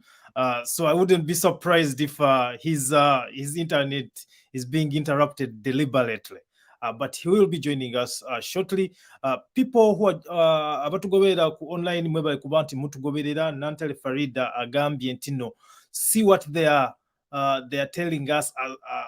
They are telling us schools not paying any fees, but have 500 pupils with 6 teachers. We use these fees to get more staff to teach these learners. Everything is rotten. So I think she's an headmistress, or she's a teacher in a school, and of course the premises or the terms that they are telling them to operate under are kind of complicated. So she thinks that everything is rotten. Nora Blessed, Nora Yagamba, these are my thoughts on the doctors' strike. It is not justified if talks were had and terms agreed upon until the terms were violated. We need more light thrown on that and to its short time to be passed out. Why let the pot break at the door the implications are grave at the individual level. It is, however, justified if there were no talks and the strike seeks attention of those in authority to. Oh my goodness, it's a very long submission. Nora, you're welcome to give us a call and state what your issues or your comment is. I'm not sure if you are on the side of the doctors or not, but he says that at the end of the day, be told it's about survival. I think that she's talking about politics. I think that's her thoughts about Kayunga, about the Kayunga issue. My thoughts: he who comes to justice must come with clean hands. If we want to remove a dictator, why play underhand moves to make NUP and opposition look just as bad as the one they want to remove? Those are good questions. I love those questions. I love these questions. Okay. Right. Okay. There you go. Yet Tony Almeida. Almeida. Yeah, Tony Almeida says that guys keep it up. Guys keep it up. Thank you so much. And we appreciate your insights into this conversation. Mr. Byakuleka, the platform is yours. Yeah, as I said, I think today was a day for us to learn from Comrade Mirembe, Dr. Joel Mirembe, who has given us a lot of insight.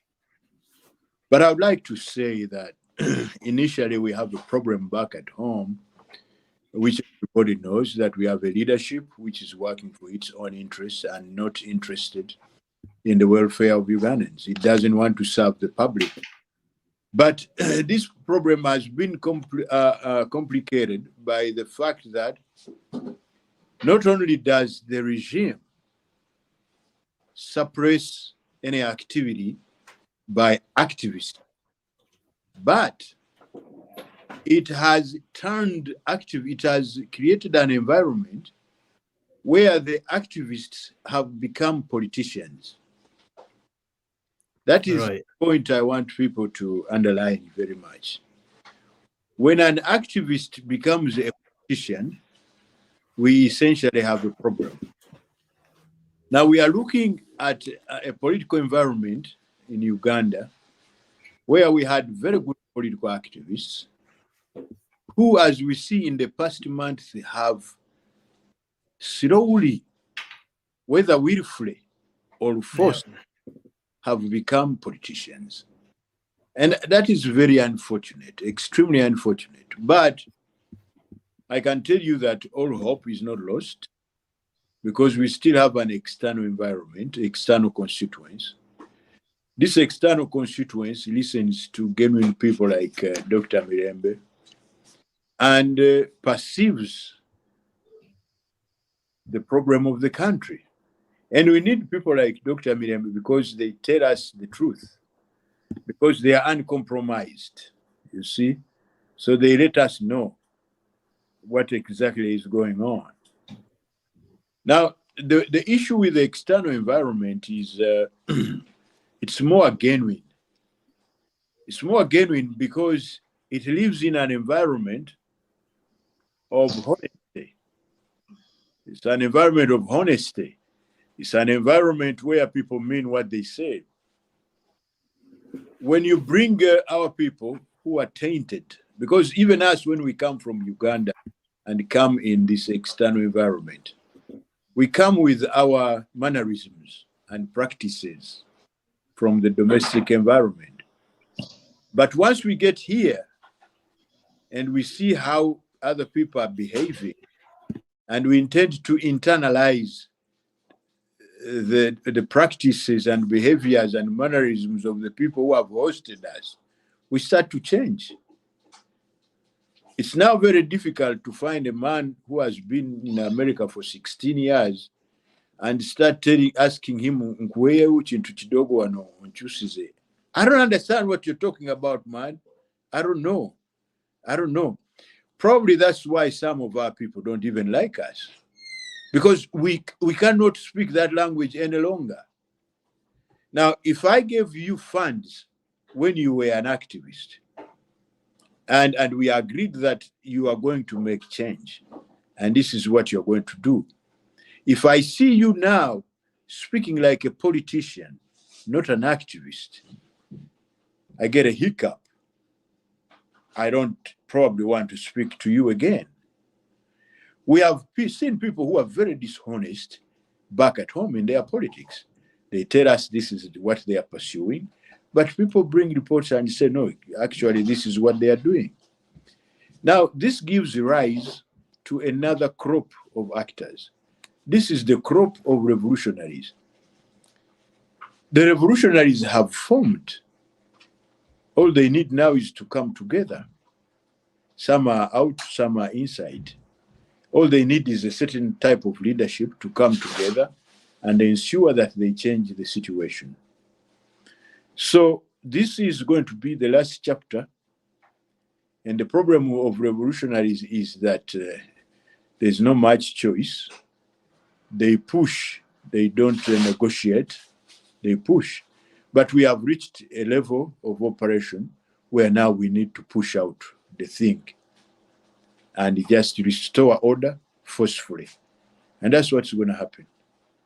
Thank you so much.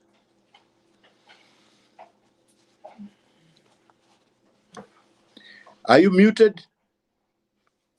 Oh yeah, I was muted. Dr. Mirembe, as we wrap up this conversation, your response to Mr. Byakuleka and his thoughts about revolutionaries replacing politicians and ceasing to negotiate, because it seems, according to one of the Facebook posts I read from Honorable Bobby Wine, or Honorable Robert Kyagulanyi Sentamu, he seems to have asked the people to come in and respond to what happened in Kayunga and do what they have to do as individuals, and just let the leadership guide, but not necessarily be trusted to lead the revolution. Your thoughts on that as we wrap up this conversation? And of course, I'm gonna have to wish you guys good luck for with the industrial action as it unfolds to probably its last level. Yeah, thank you very much, Henry. I'll start with the comments and suggestions, all call them instructions from the president of the National Inter Platform. Henry, there are reasons why people make us leaders or choose leaders. They expect their leaders to be up on the game than them. They expect clear, not masked instructions. They expect the leaders to listen to them and actually leaders do what the people have told them. The Ugandans spoke a long time ago. Anyone saying Ugandans have not spoken is lying.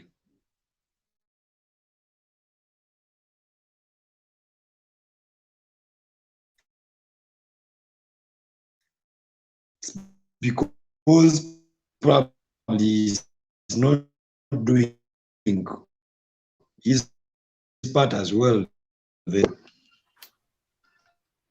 So we lost you there. We lost you with the certain things. We lost you. We lost you. Oh yeah. Okay. So we are losing Dr. Mirembe. Of course, he was making a submission regarding how leaders should respond, specifically responding to Honorable Robert Sentamu Kyagulanyi's submission to the population of Uganda regarding what happened in Kayunga. Of course, for those who are following what is going on in Uganda, Honorable Robert Kyagulanyi yatugambye in our own individual capacities. We must ensure that we do what we are supposed to do in our individual capacities to contribute to what should be a revolution in Uganda. Of course, what happened in Kayunga is despicable because the NUP candidate seems to have won that election by over 20,000 votes. But of course, the NRM candidate was announced as the winner, which is something that needs to be interrogated more. How do we respond to such acts? In 1980, when Mr. Museveni came in fourth, claimed that the votes were rigged, and therefore gave a justification for him going to the bushes or to the jungles of Uganda to fight back. He became a guerrilla warlord. Of course, he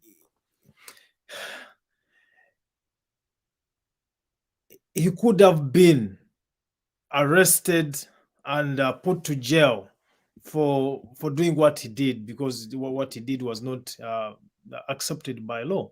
But he decided to become a rebel, and came back to dismantle the establishment at that time.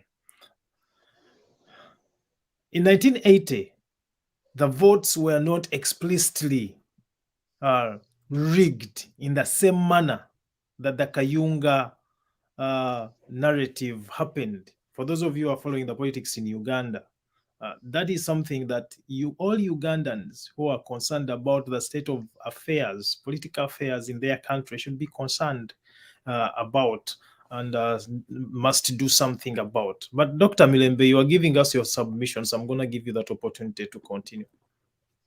Thank you very much, Henry. So now, going forward, I was saying that the Honorable Kyagulanyi, one, said we need a honest conversation. Two, he says everyone should do their part. Which part?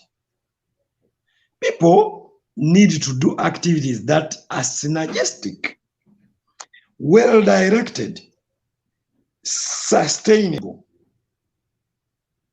You know, when you wake up and you just make a noise, for example, you are hungry and you are alone, it reflects that the country is badly off, but it will not change, it will not move government.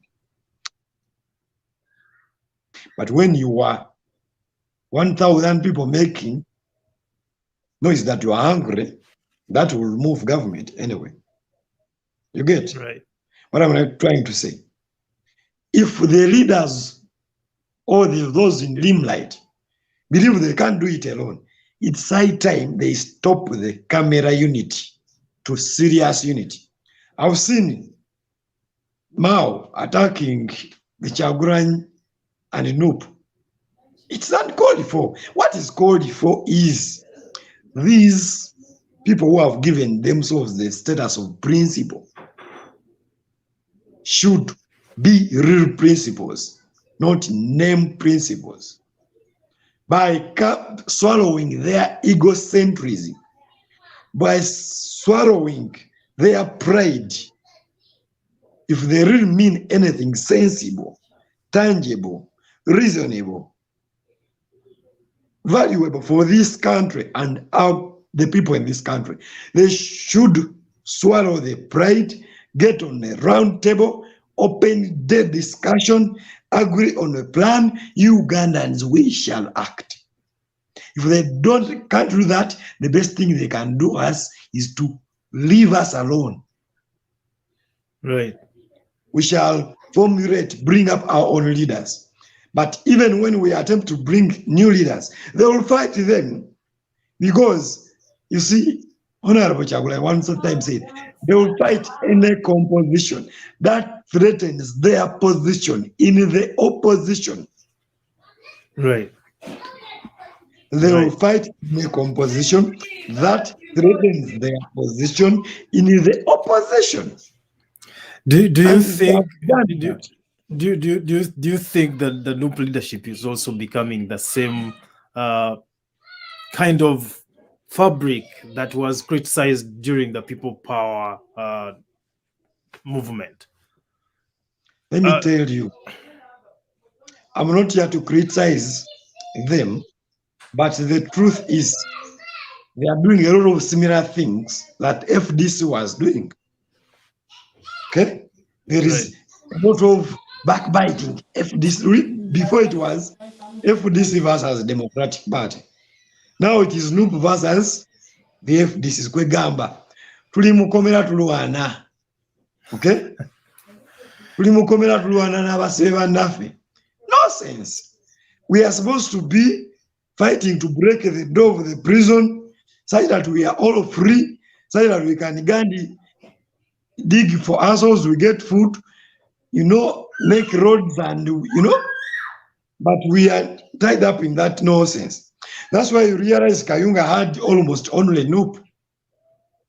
You get? Yet before, when we are in people power, Kayunga would have had FDC, NUP, DP, that kind of solidarity has disappeared. Me, I'm just being honest. We need to go back to status people power. Right. That's when probably we shall work together. But when we go there, we want to first tell the politicians, leading politicians, camera unity, twamukoye, twagala unity yaddala. Nga tutambulira wamu, ngaba na Uganda. We want to call upon people, comrades in the NRM, who know the truth, to also come up. But we need not any unit of cosmetic unity. Thank you. For you are English man, you're not like me. Cosmetic unity. Very dangerous. Detrimental. It has killed people. Young, innocent souls have died because of cosmetic unity. Okay? We don't want any more people to die because of that. Then, lastly, by default that I was designated leader of professionals, wing, when I was in people power, I must tell you that works. That department can change this government. But has it been exploited? Has it been explored? Have resources been allocated there? Except symbolism of a position. No. Now I'm speaking the reality. No. We respect, like this government doesn't respect professionals. The opposition does the same. Once professionals wants to exploit them for camera politics. When it comes to serious things which happened in Sudan, they don't want. Serious things which happened in Egypt. Our professionals, we have had numerous opportunities in this country, but have they been exploited? People just want to posture. Nze mutabani wa Nalubega, owebukunge, muzukulu wa Gabunga, atudde eri wali ebuwaya empigi. I'm out of posturing politics. We should be clear whether we want positions in the NRM government. You get? We are able to win these MP seats. We are able to win the councillor seats. This very fact that Museveni used Kayunga to put a statement is the alpha and omega of the politics. But we can change that if we decide to on a serious note. But this thing of camera, posturing, lamenting, crying, will not change a thing. We shall just use it to get a few monies from Comrade Richard Byakuleka, from the donors from outside. Then the opposition gets a budget from government, that money given to a political party. Some comrades will win positions, councillor, MP. We shall continue to do more of the same till Christ comes back if we don't stop the hypocrisy of camera politics. I beg to submit. Thank you so much. My country. Thank you so much, Dr. Mirembe. Mr. Byakuleka, as we wrap up this conversation, your final thoughts and what Ugandans should do, really. There's Mr. I think Dr. Mirembe has been very honest, very candid in his submissions, both with what is happening in the medical fraternity, the healthcare system in Uganda, but also some of the dynamics that are happening within the opposition sections. Mr. Byakuleka, as you wrap up, I think you're having the last word on this conversation. How do we proceed? All right, let me give you my final submission. In fact, I was supposed to have gone 15 minutes ago, so I'm late, but it's bad manners to leave without saying bye to your listeners and viewers. So I have only 3 minutes, and let me say this.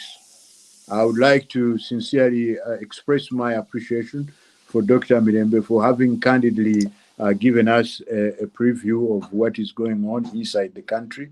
And I am henceforth, because I'm guilty of not having been in touch with him recently, we have our channels. I'll get back to him and I get an update on some of these issues.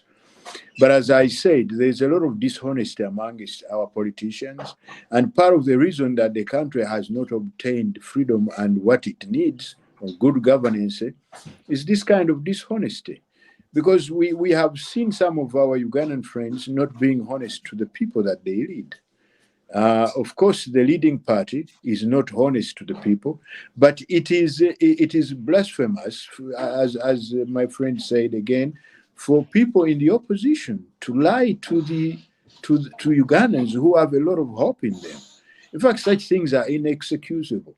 That's what has brought me to saying that it looks like we are going to get very soon to that chapter of revolutionaries, because once things start happening the way they happen now, this is when revolutionaries step in. And when revolutionaries come, they don't only punish the vagabonds in power, but they also punish those people who pretend to be with the people when they are actually exploiting them. And I'm very worried about that. But that is what is going to happen. You are going to see not only the enemy being punished, but you are going to see the fake opposition also being equally punished. And when you see those things, you know that the revolution has begun, because that's what revolutionaries do. But on the final note, I should hasten to say that, please, fellow Ugandans, do not lose hope. There are those people who had probably stepped aside and said, you know what? There are a lot of people who can do this. Let them do it. But a time comes when things start to fail sometimes. And then other people have to, be forced to step in and do something. Except that as more people come in to do the thing in their own terms, the matter of participation, democratic participation, takes a back seat. Now, we did not want to repeat the experience of Musevenism with less democracy, but with the creeping and overbearing indiscipline amongst our politicians and some activists. Therefore, revolutionaries are going to come, but do not expect a lot of democracy from revolutionaries. They issue directions, except that they get the work done, especially when they are nationalists. Thank you so much. I appreciate you all. Dr. Mirembe will be in touch. And Henry Ssali, thank you so much. Thank you so much, Mr. Byakuleka. Thank you so much, Dr. Mirembe, for teaching the nation. This is the state of the nation. My name is Henry Ssali. We come here to deliberate, to talk about issues that affect our brothers and sisters back home in Uganda. We talk about these things honestly because we love our country and we hope that people out there can pick a leaf and start having these dinner table conversations as you go into the holidays. Christmas is next weekend. While on your dinner tables, talk about your country candidly. The same way we have had this candid conversation with Dr. Mirembe and Mr. Byakuleka. yogera ku nsi yo kiki ddala kyekiba kikyusa, tugenda kikyusa tutya. Also, for all the people who have been exonerating Dr. Badru Chigundu, calling him better than the current electoral commissioner, I would like to challenge you to actually keep Mr. Chigundu as accountable as you're trying to keep Mr. Byabakama accountable. Mr. Chigundu, if anything, is worse than Mr. Byabakama because he set the ball rolling to where we are right now. Mr. Dr. Chigundu, Badru Chigundu, is someone who had the credibility to have said the truth and refused to do so. So if we are going to crucify Mr. Byabakama, we should crucify Mr. Dr. Chigundu in the same manner and capacity. Well, he's the trainer, architect of Byabakama. Exactly, he's the trainer, he's Byabakama's trainer. So, yeah, for sure. Tewali go to exonerating, buli muntu yenna akoledde mwami Museveni n'amukolera ebintu ebikyamu. Bonna they're in the same boat. We blame them equally. Thank you so much for following us. This is the State of the Nation. My name is Henry Ssali for the African Alumni Association. This is the State of the Nation. Rifa Uganda. We are deliberate, we are reasonable, we are uncensored. The State of the Nation with Henry Ssali.